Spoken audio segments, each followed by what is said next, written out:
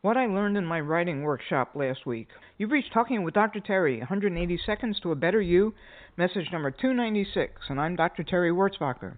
The workshop I took last week was probably the best I've ever had. Yes, it was about writing, and the teacher is just amazing, but as I've had time to process the experience, I found that the reason it excelled had nothing really to do with writing.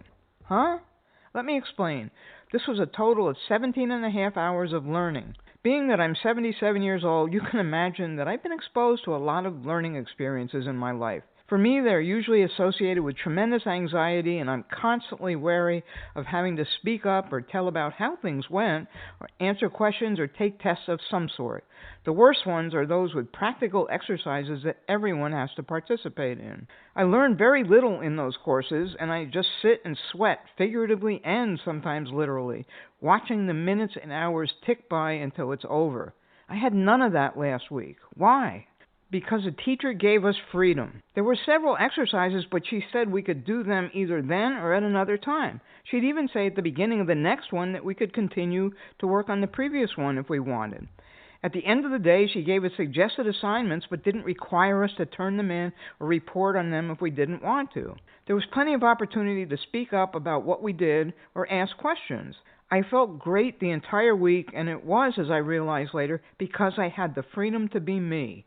My creativity was through the roof, and my retention was unbelievable, all because I didn't have to perform. Performance is such an intense pressure on people, and yet we don't even realize it anymore because it's usually pressure on both the teacher and the student. When one feels the need to perform, it's transferred on to the next. Then, everyone has anxiety, and I've talked about this many times before. This affects the brain. The functioning on the frontal lobe is diminished with both anxiety and anger. With anger, it's the fight response that's triggered, and with anxiety, it's the flight or freeze response. When the frontal lobe doesn't work, learning is essentially cut off. Isn't it interesting that the thing that is intended to promote learning actually hinders it? What a shame. How can you take this fact and my experience and apply it to your everyday personal and professional life? Just think about it. Nowadays, even asking how you are has a hidden agenda and is performance-based. When asked that, you know that the other person is just being polite and most of the time doesn't really care how you're doing.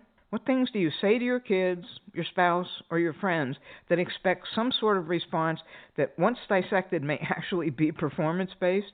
Take some time to examine your language and communication style and consider asking the person that you're talking to how they feel when they're asked certain things or what triggers them. Take that performance and have a diamond day, everybody.